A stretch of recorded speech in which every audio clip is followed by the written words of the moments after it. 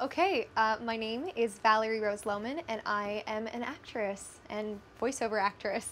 I started really young. My parents noticed when I was 4 and 5, I was the kid putting on little plays for every Christmas for my family. And I was really lucky I went to a charter school for all of elementary school, and I went to a performing arts high school. Um, and I just was very encouraged very early on, and it probably when I was about 11 or 12 is when I realized this is something I can do. I know people get paid to do this. People make their living doing this. So it was pretty early, and I'm very lucky to have been in a family that really encouraged that. My older sister's an opera singer. She's 9 years older, so when she was figuring out stuff, it made it easier for me for sure.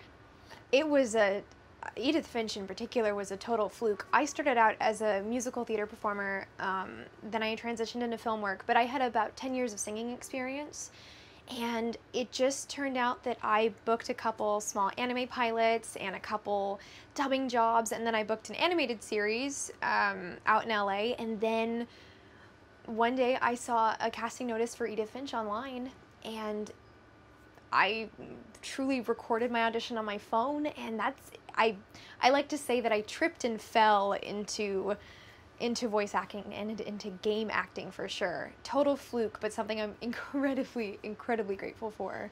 At the time, I didn't know it was Giant Sparrow. I didn't know Annapurna was connected. I didn't even know it was going to be released on PlayStation or Xbox or anything. So it was really just, to me, it looked like, oh, here's this tiny game. I thought maybe it was for mobile or something like that. It was not a lot of details at first. There was this moment, my audition for it was the last section when she's talking to her unborn child, and also the beginning when she's talking about seeing the house again and how that felt. And I don't know, something in, like, deep within, it was one of those really surreal moments. Something in me was just like, this is important. You don't come across scripts like this every day. And I'm going out for stuff all the time, and lots of stuff is wonderful, but lots of stuff is fun and fluffy. And then there's things like this where you stop and you take a step back and you're like, I really need to make sure that I bring my A game. I fought for this. I think I submitted probably the best MP3 I've ever submitted in my life for this. I don't know, it was a magical script. So for me personally, in all of my voiceover experiences, I usually don't have a script prior to coming into the session because it's all signing non-disclosure agreements and everything's usually very much under wraps. So you kind of just go in with a deep sense of who the character is and who you felt who she or he was when you auditioned for them. I usually like to make mental notes about where did their voice sit inside my chest, where did I feel them. So then you go into the session, you usually get the script right when you get there, and they're setting up the booth, and usually it ends up being 4-hour sessions. You're working with the creative directors and the creative team, and they're pulling out the best performance. My favorite part's always getting to throw in ad-libs, getting to play around with stuff, because sometimes you think something's going to work, sometimes you think, oh, this is exactly how it's going to be, and then a curveball gets thrown at you, or you throw a curveball at the creative team, and then it becomes kind of very collaborative in that sense. I actually didn't see very much from it. I believe Edith Finch had been in development since 2014, 2015, and there was one trailer that had I believe like a test voice as Edith, and I had seen that, so I'd seen a little bit of the concept of the world, kind of understood, okay, this is kind of dark, melancholy, and I'd seen a few early screen grabs of like the house, but other than that, I really didn't have a lot of information. I didn't even know, talking Edith Finch specifically, I had to keep asking, what's this family member's story? How did this person die? What exactly am I talking about? Because I really didn't get a lot of that backstory, and it wasn't until I played the game last April that everything really made sense and all the dots connected. What you really have to trust your creative team. You really have to trust yourself and know that the creative team is going to be pulling out the performance that they want, because they're the people that have been living with this world for 5+ years. They know it. Ian Dallas knows this world. It is his creation. So it's just trusting them. It's trusting that you're there for a reason and that you just have to keep going and they're going to pull out the best performance. It's a very trusting process for sure, because it's not something, I mean, film, you get to watch it back and you're literally inside a set. But when you're in the booth, you're in a plain beige walled booth with and you're usually in sweatpants and a t-shirt and no idea of exactly how your voice is going to fit into this. So that's challenging. You know, it's truly getting to play the game through was, I cried through it. I played through it the first week it was released. It's just, because I've also done other animated stuff, you don't realize how much work the artistic team has put into it.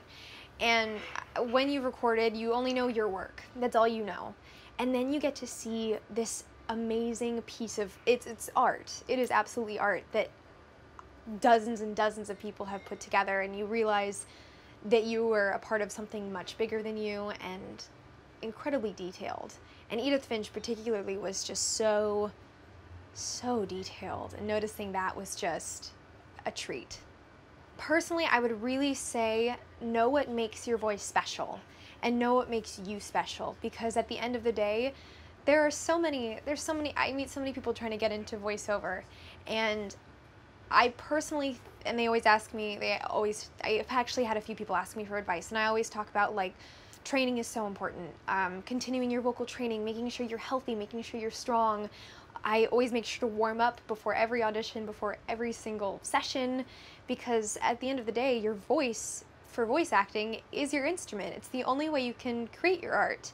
And then, again, find what makes you special. I found a great niche in voicing young girls. I usually voice teenagers to 7-year-olds, so know what you do best and attack it and go after it.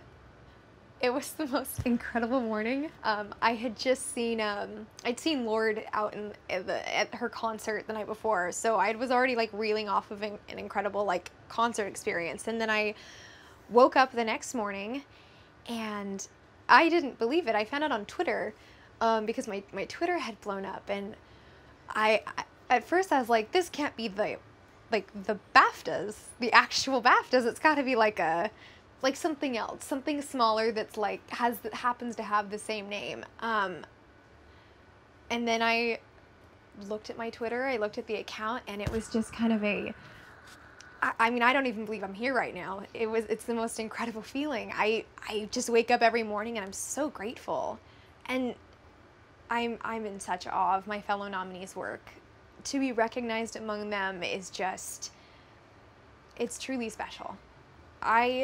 Especially being immersed into the gamer world this past 2 years, I have seen how much of gameplay nowadays is a truly artistic experience, a truly creative experience, and how it is unlike films, it's unlike TV, and it really does need to be recognized, because people are just creating amazing pieces of art that are stories that move people to tears, bring them to joy. I think it's so important, and I'm so glad that it's really picking up.